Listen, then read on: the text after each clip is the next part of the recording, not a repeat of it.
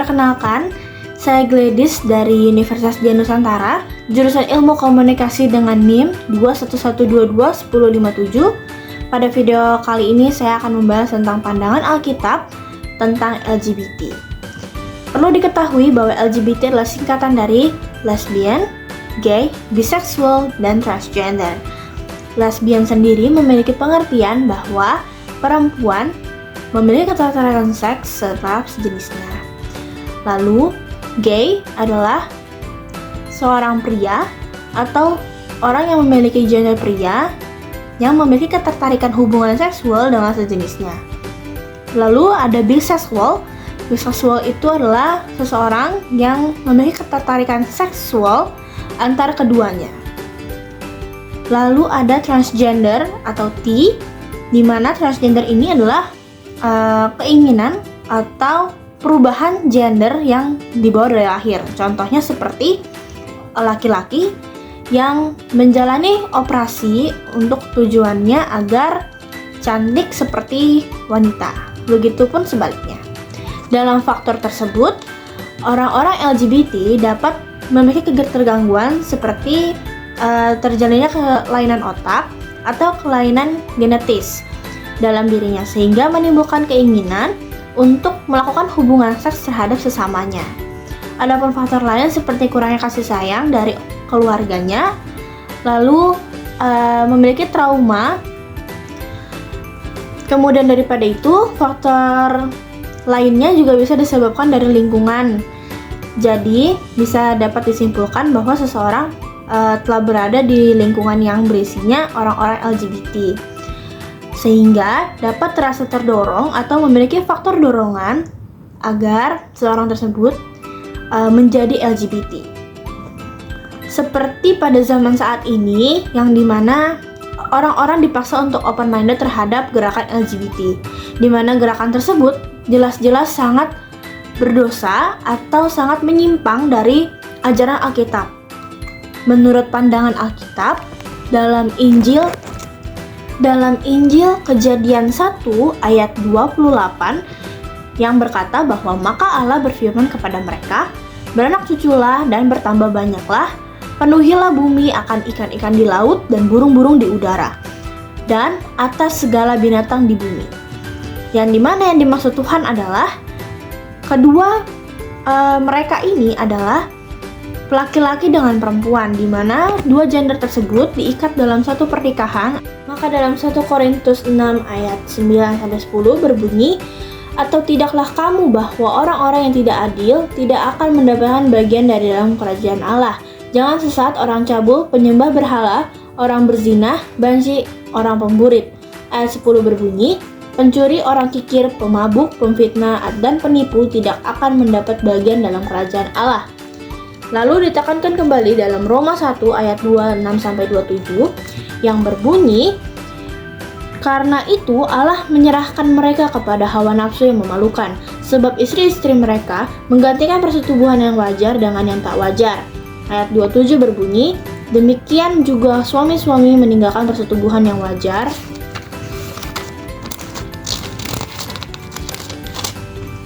dengan istri mereka, dan menyala-nyala dalam birahi mereka seorang terhadap orang lain, sehingga mereka melakukan kemesuman laki-laki dengan laki-laki, dan karena itu mereka menerima dalam diri mereka balasan yang setimpal untuk kesesatan mereka. Dalam Injil tersebut juga dikatakan bahwa LGBT yang didasari secara paksaan, bayaran, dan suka-suka dipandang sebagai dosa atau pelanggaran moral, karena dalam Alkitab bahwa seks hanya dapat dilakukan oleh laki-laki dan perempuan yang terikat dalam pernikahan. Allah menciptakan laki-laki dan perempuan karena tidak baik seorang manusia hanya seorang diri. Maka dari itu terciptalah Adam dan juga Hawa. Tidak ada Adam dengan Petrus, tidak ada Adam dengan Sumanto dan lain sebagainya. Ini hanya contoh ya teman-teman, jangan untuk ditiru. Saya tidak menyinggung nama-nama seseorang, tapi saya hanya memberikan contoh. Tidak ada seperti Hawa dengan Siti, tidak ada seperti Hawa dengan Jubaidah, dan lain sebagainya. Karena apa? Karena Tuhan hanya menyatakan dua gender, laki-laki dan perempuan, yaitu Adam dan juga Hawa. Tidak ada yang lain. Dari segi Tuhan menciptakan kita sebagai gambarannya, berarti kita adalah gender yang hanya dua, laki-laki dan perempuan, yang dilahirkan juga dengan gender yang seperti itu dan tidak boleh diubah, teman-teman.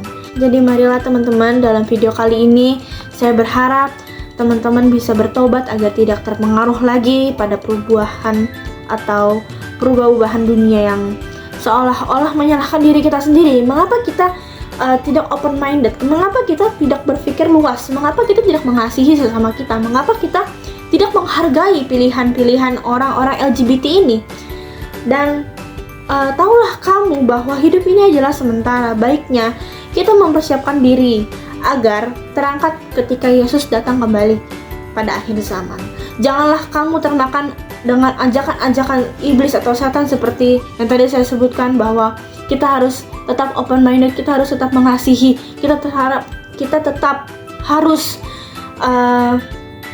berpikir luas tentang LGBT dan mengizinkan LGBT itu tetap masuk dalam Indonesia, seperti negara-negara lain yang mengizinkan mereka untuk bernikah dan lain sebagainya, punya anak dan lain sebagainya. Itu adalah hal-hal yang menyimpang ya teman-teman. Itu adalah hal-hal yang dosa, karena dalam Injil-Injil tadi yang saya sebutkan bahwa Tuhan dan Allah hanya mengizinkan laki-laki dan perempuan untuk berhubungan seks, yang dimana kedua tersebut dihubungkan oleh pernikahan dan diikat oleh pernikahan. Maka demikianlah laki-laki dan perempuan tersebut bisa untuk berhubungan seks dan memiliki anak.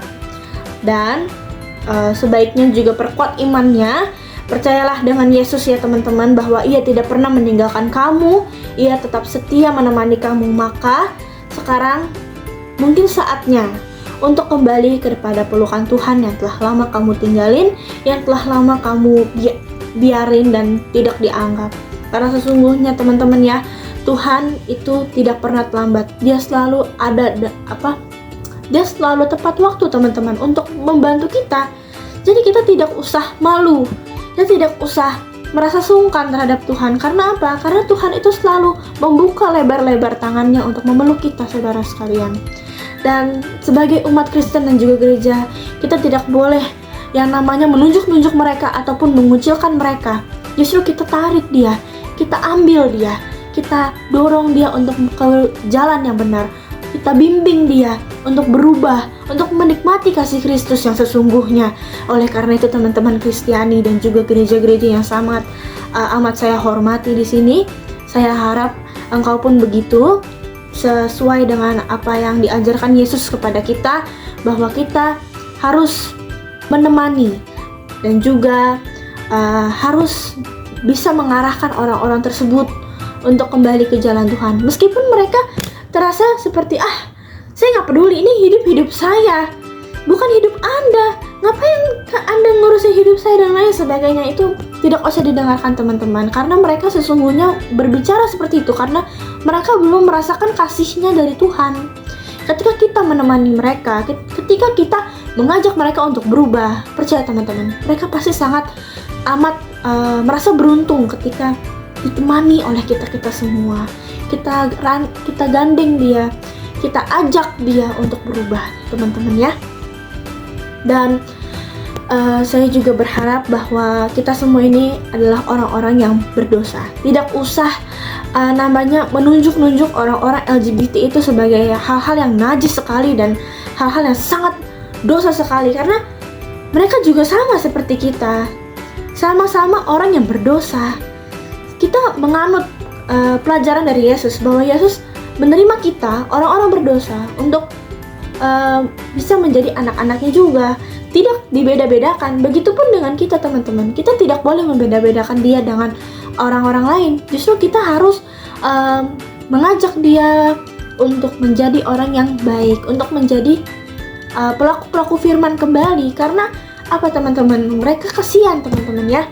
Mereka butuh untuk dibimbing dan bukan untuk dicaci maki, bukan untuk pojokin atau misalnya untuk dihindarin. Itu enggak ya teman-teman ya. Jadi aku harap semoga dengan video kali ini juga teman-teman Kristiani bisa lebih sadar untuk bahwa kita harus menemani orang-orang tersebut. Sama seperti saya ketika saya sekolah dulu, dimana saya memiliki teman, saya lupa namanya siapa, cuman dia tidak terlalu dekat dengan saya. Namun ketika saya melihat orang ini, saya merasa kayak, wah, saya harus temani dia. Karena apa teman-teman? Dia mohon maaf, dia adalah gay.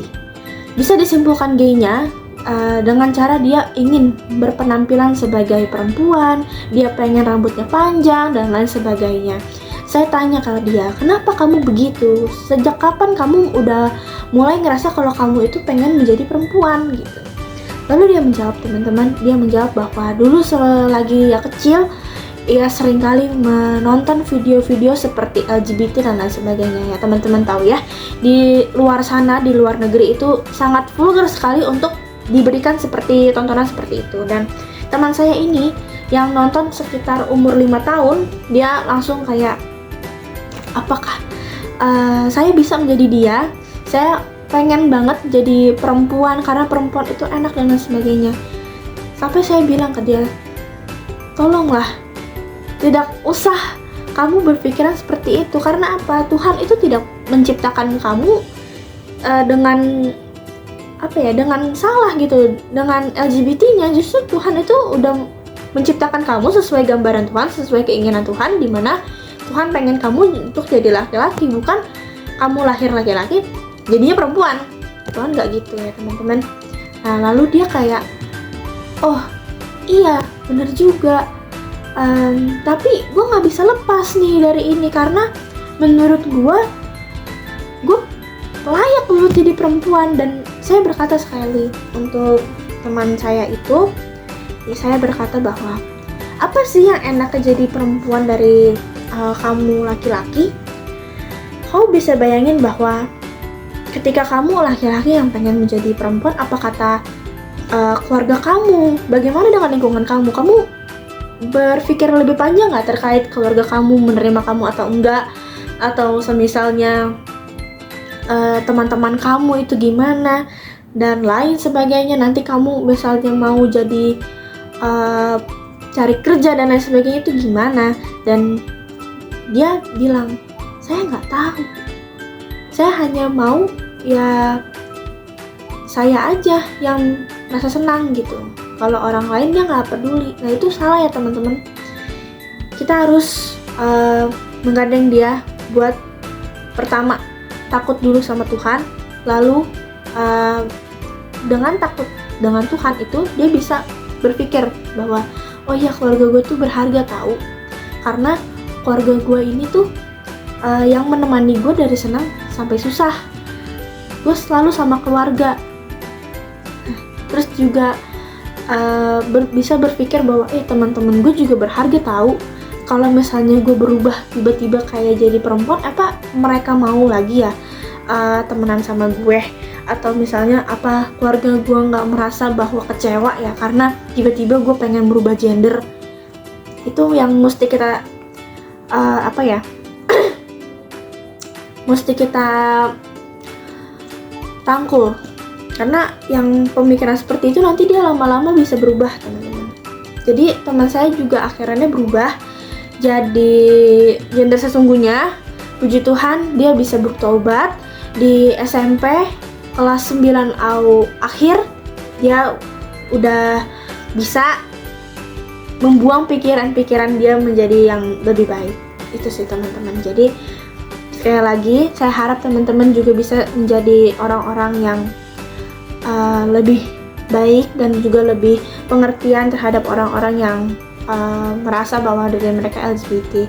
Saya harap teman-teman juga bisa untuk merangkul mereka dan juga bisa memberikan kasih-kasih Kristus dan juga bisa mewartakan bahwa Tuhan itu sayang banget sama kamu.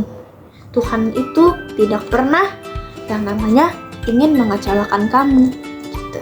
Ya, terima kasih teman-teman. Sekian video dari saya hari ini. Terima kasih.